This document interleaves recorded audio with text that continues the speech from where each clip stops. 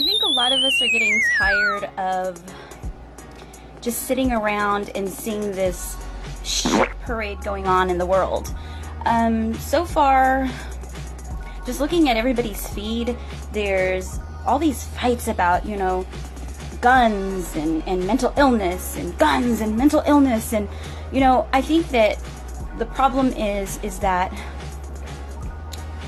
things have gotten to the point where they've gotten because everybody just sits there and expects for somebody else to do it.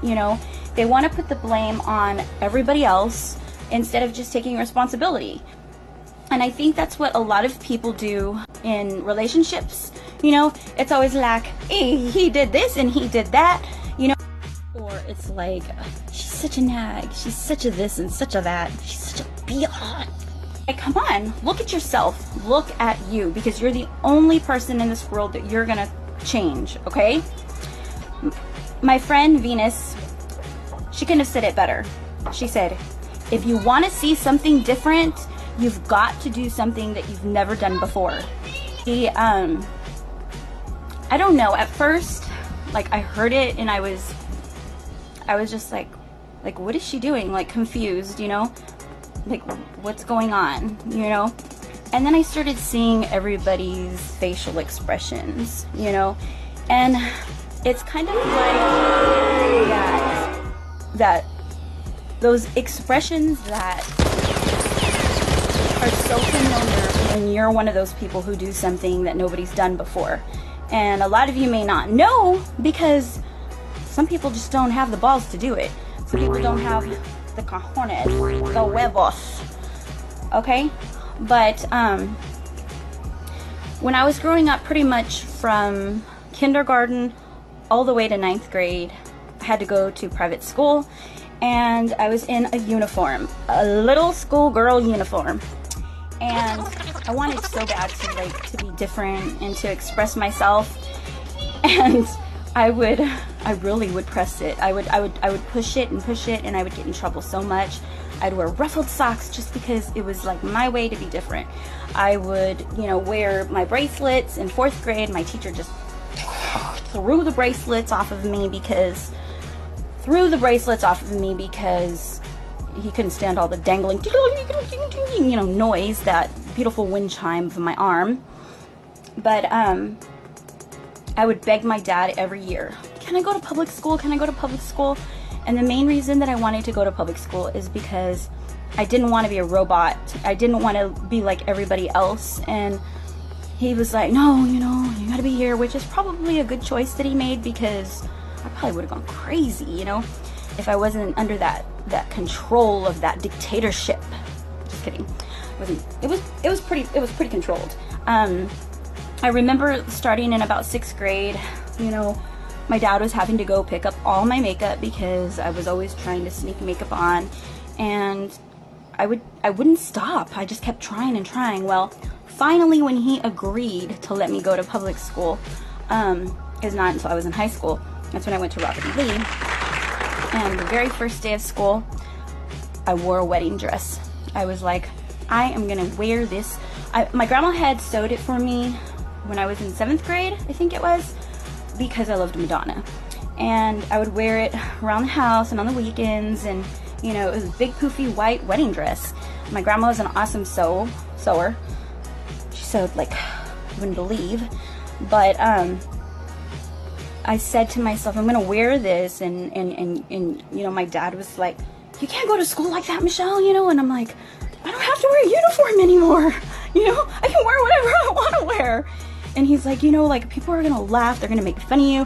And I was like, I don't care what people think, I don't care what people say, I just want to wear it because I haven't been able to wear what I want to wear, And in a lot of ways, when I went, I knew I was gonna get, a little hell. I got a lot of people laughing, I got a lot of people making comments, got into a lot of fights too, because I wanted to stand up for something, for a statement that I needed to make. And basically, it wasn't for this, I need everybody to acknowledge me and I need all this attention.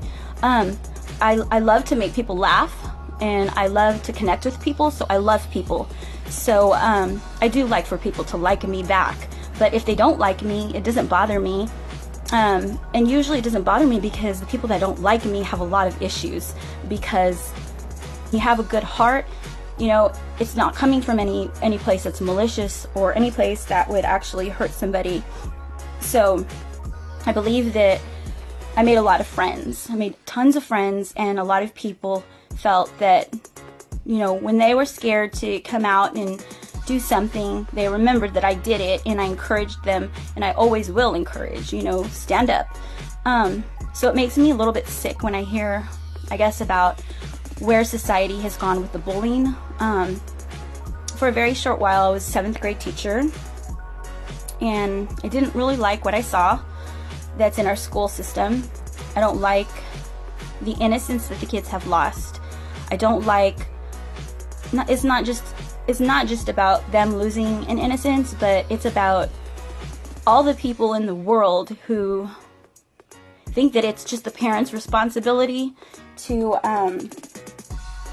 teach the kids about that and to stop the bullying. And, you know, I know that I did in fights with people, and I didn't even know what I was fighting for. You know, it was just like almost like defending my honor, but I don't know exactly why or who they were.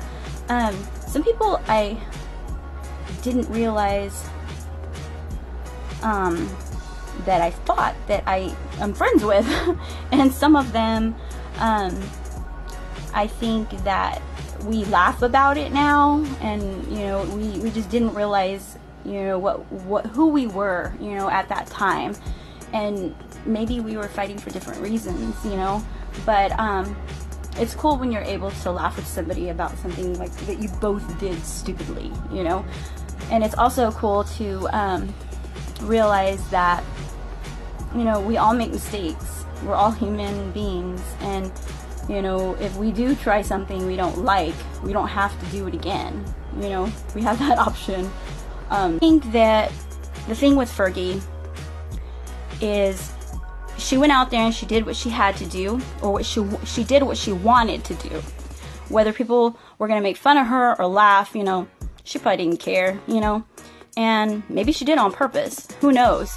But I think when we make that step and we say, I don't care what anybody is gonna think, and I don't care what anybody is gonna say, I need to do it because it's right. That's when we make a difference. And that means stopping, and if somebody is being mean to somebody, if somebody is making fun of somebody, and you know, I can laugh too. I thought it was funny, and I laugh, okay? But then you stop and you think, and then you need to stop laughing, and you need to draw that line, and you need to say, hey, I can laugh at myself too, and I can stop making fun and stop thinking that it's okay and it's acceptable to make fun of somebody for, I guess, just doing what they think is their idea or their vision of what they want to do. It's kind of like those people that are just odd. You know, they come to you and they just say stupid things, or they just rude, or they're kind of obnoxious, or they're kind of mean, because usually it's because they don't know how to make friends and they don't know how to get somebody's attention. So they do it the wrong way. Well, when they do that, you know, people want to go the other way, or people will end up making fun of them, and people will laugh at them and let them know, like, you know, you are not welcome back here because you're just like different, you know.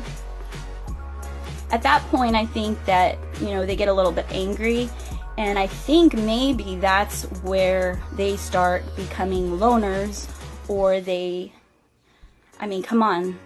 Have you ever been somewhere where people are just so obnoxious you just want to stay inside? I know I have.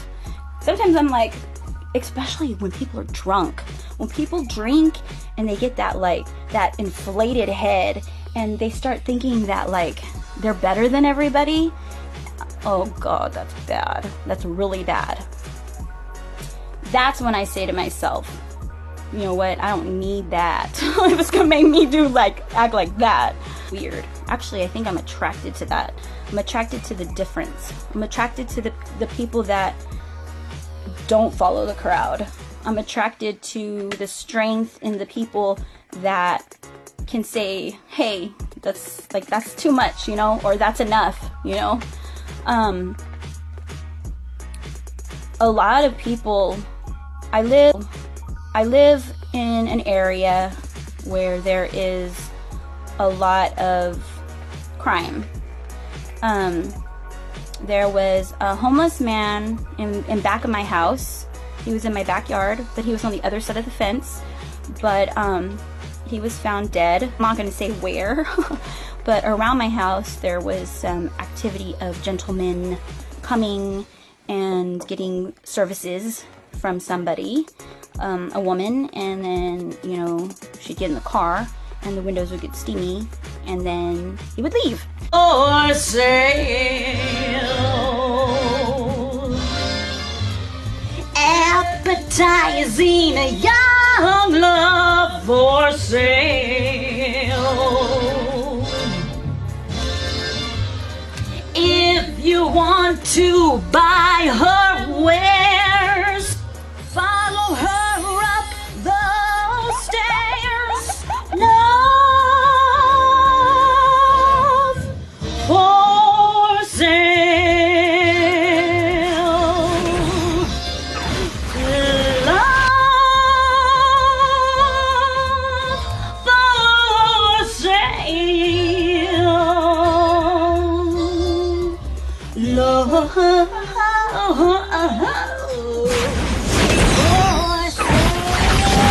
So I felt like, you know, there was some activity going on there, you know. Now I'm not the type of person who's gonna be like, hello police officer, there is some sexual activity going on, you know. You know, I think that what really makes me upset is when I go out and then I see, you know, like condom wrappers around, like people just don't give a shit, you know, and that's when I'm gonna say something. When people are just inconsiderate of other people, when people just don't, they're just like, it's a doggy dog world, I'm just gonna have to do what I'm gonna have to do and I don't care who I hurt, you know. No, no way, that ain't gonna happen around here. Only bandwagon I'm gonna jump on is anything that's going to be positive or bring some type of change or some type of notice to, you know, something that is actually going to make a positive difference. Love for sale.